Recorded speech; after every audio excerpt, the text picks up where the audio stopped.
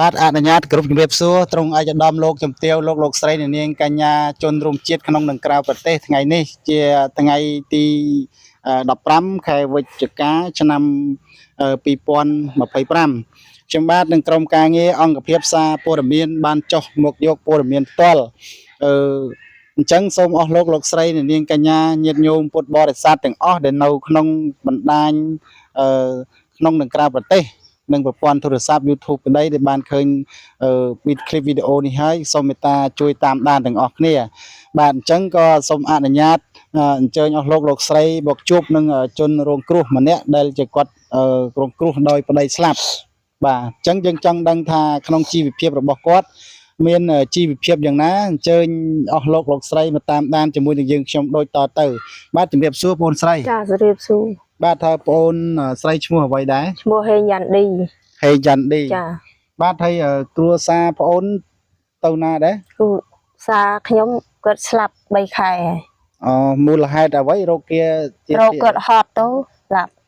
រោគហត់បាទអញ្ចឹងជាបច្ចុប្បន្នទៀតនេះគឺខ្ញុំចង់សួរថាភូមិនេះគឺគេហៅភូមិអីដែរភូមិចំការតពៅភូមិចំការតពៅភូមិអីគេឃុំស្រែស្ដុកស្រុកកដៀងឃុំស្រែស្ដុកស្រុកកដៀងបាទអញ្ចឹងគាត់ស្ដីគ្រួសាររបស់គាត់ស្លាប់រយៈពេលយូរនៅស្លាប់ខែ3ខែនេះ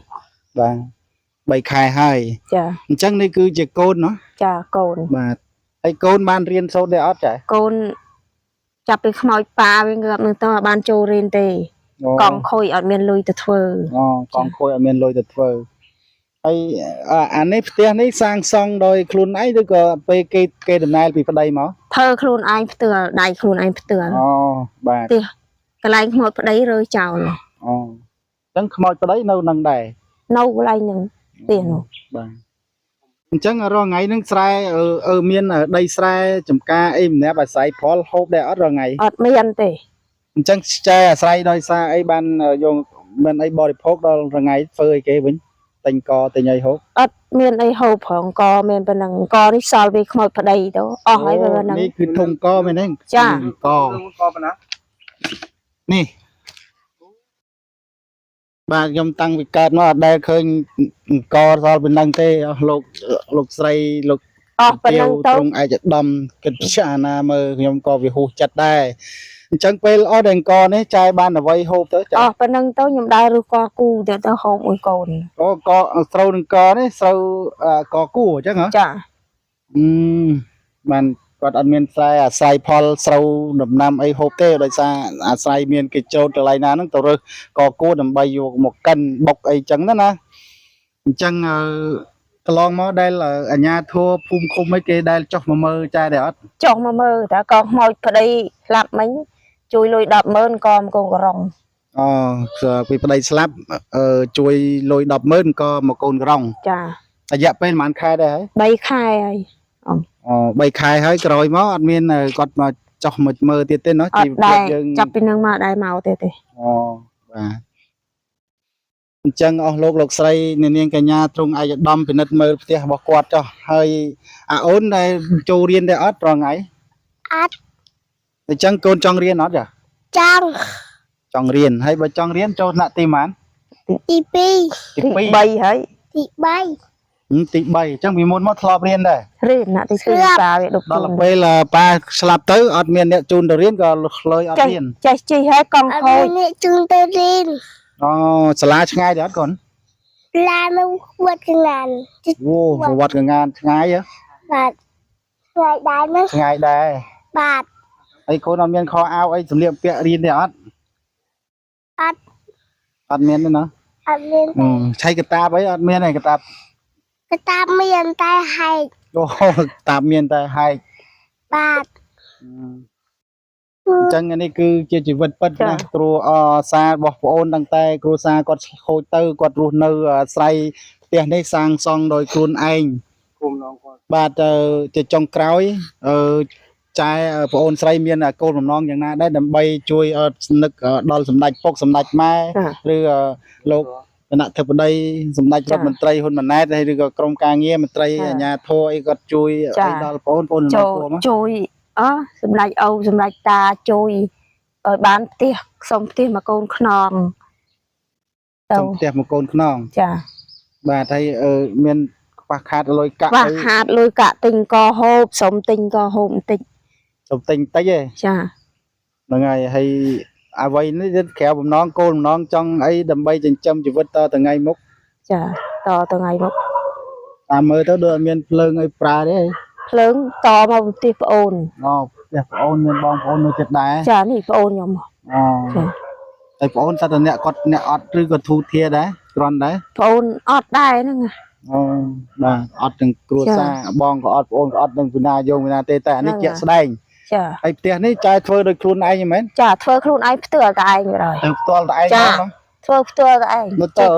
កាមេរ៉ាចាប់ពីមុខគាត់តិចមើលសុំមើលអាសម្បត្តិទ្រព្យរបស់គាត់តិចមើលតើគាត់មួយជីវិតគាត់នេះតាមនោះក៏បានដែរតាមនោះហើយមកចែមកសុំមើលអាសម្បត្តិទ្រព្យចែឯងតិចមើល លើកទុកនោះសិ បាទនេះគឺមានពាងទឹកបែកមួយហើយនឹងចក្រានបាយ ក៏ ហើយ ស៊ី នឹងមើលពីមុខផ្ទះ តែទឹកក៏អត់មានប្រើដែរប្រើទៅផ្ទះប្អូនភ្លើងអី រួញទេរួញដងឲ្យខ្លីរួញដងឲ្យលើកឡើងលើហ្នឹងហើយនេះគឺជាផ្ទះរបស់គាត់ហើយផ្ទះហ្នឹងបដោយបាន2ម៉ែត្រទេបដោយ2ម៉ែត្រទេ2ម៉ែត្រពីទឹកចុះ 2ម៉ែត្រប៉ុណ្ណឹង2ម៉ែត្រ បាទ2ម៉ែត្រទៅទឹក1ម៉ែត្រកន្លះស្លាប់ហើយលោកព្រះខ្ញុំតាំងពីកើតណាដែរជួបក្រដល់ថ្នាក់ហ្នឹងទេលោកម្ចាស់អើយហើយចឹងហើយក៏សូមជំនួយក៏ដូចជាបងប្អូនសំណូមពរដល់អស់លោកញាតិញោមពុទ្ធបរិស័ទអស់លោកស្រីអ្នកនាងកញ្ញាត្រង់ឯកឧត្តមដែលមានចិត្តសប្បុរសធម៌ដើម្បីជួយដល់ពួកគាត់ផងទៅណាពីអ្នកម្ដាយនិងកូនជីវិតរស់នៅយ៉ាងនេះខ្ញុំគិតថាបើសិនជាខ្ញុំវិញក៏ពិបាកចិត្តណាស់ដែរមិនដឹងទៅទីពឹងនរណាព្រោះថាជីវិតយើងកើតមកមានសពាយកម្មនិងសពាយបុណ្យផ្សេងគ្នាអញ្ចឹងហើយយើងត្រូវតែចេះជួយសាមគ្គីគ្នាទៅទេណាបាទជីវិតចុងក្រោយហើយរបស់គាត់នេះហើយក្តីប្រាថ្នារបស់គាត់ក៏បានរៀបរាប់នៅក្នុងការវីដេអូនេះហើយអញ្ចឹងខ្ញុំសូមបញ្ជាក់គាត់ទៅទៀតតែបើសិនយើងកោនឹងអស់ទៅបានអីហូបទៅ ដល់ឬគូស្រូវ ដើរឬគួស្រូវ ចាយកមក ហើយ ហូ ចុះ ប បើខែប្រាំងរាំងរូដែលគេដុតចម្បើងដុតកច្រាំងអីអស់ទៅធ្វើអីគេវិញ អត់មានធ្វើអីអត់មានអីហូបទៅ ដែររងថ្ងៃដែលលូកចាប់ក្តាមឯដូកហូបទៅ ចាចាប់ក្តាម អូ ដល់ឬខ្ចងលក់ រក ចា តែចាប់ក្តាមតន ចាប់ឡនតនចាប់ឡនតនលក់ អូ ហើយប្រាំង បែរខៃប្រាំងដល់ខ្វាងកែប លោកព្រះហើយដើម្បីយកលុយទៅរៀនមែនកូន បាទ មើលអស់លោកស្រីត្រង់ឯកឧត្តមខ້ອຍក្រោយទេបងកុំឲ្យនេះពេកចិត្តពេកដើម្បីថតផ្តិតយករូបភាពដើម្បីផ្ទះរបស់គាត់មើលអស់លោកស្រីនាងកញ្ញាអញ្ចឹងខ្ញុំបាទក៏មិនមានអ្វីជាច្រើនដែរទេណានៅក្នុងកិច្ចសម្ភាសរបស់ខ្ញុំបាទនេះគ្រាន់តែចង់បាននៅព័ត៌មានពិតជីវិតពិតរបស់គាត់បាទយើងឃើញហើយទាំងអស់គ្នាផ្ទះតតឹងប្រហែលជា1ម៉ែត្រកន្លះទេបដោយ2ម៉ែត្រចុះបាទហ្នឹងហើយបាទអញ្ចឹងហើយសូមអស់លោកស្រីនាងកញ្ញាត្រង់ឯកឧត្តមលោកជំទាវមានចិត្តសប្បុរសធម៌ជួយរកជំនួយដែលជួយដល់ពួកគាត់ផងទៅណាយពីអ្នកម្ដាយកូនពុកប្តីដែលត្រូវស្លាប់ទៅហ្នឹងគឺមានរោគអាការៈហត់បាទតាំងប្តីលាចាកលោកទៅគាត់ផ្ទះនេះធ្វើដោយខ្លួនឯងបាទអញ្ចឹងក៏សូមស្នើសូមដល់ត្រង់ឯកឧត្តមលោកជំទាវលោកស្រីទាំងអស់ដែលបានឃើញคลิปវីដេអូនេះសូមមេត្តាជួយ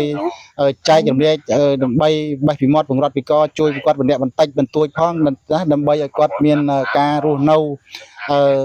ដូចគេដូចឯងដែរហើយគាត់ក៏ប្តីប្រាថ្នារបស់គាត់ក៏គាត់មិនចង់បានអ្វីច្រើនដែរហើយតាក់ទងលេខទូរស័ព្ទ071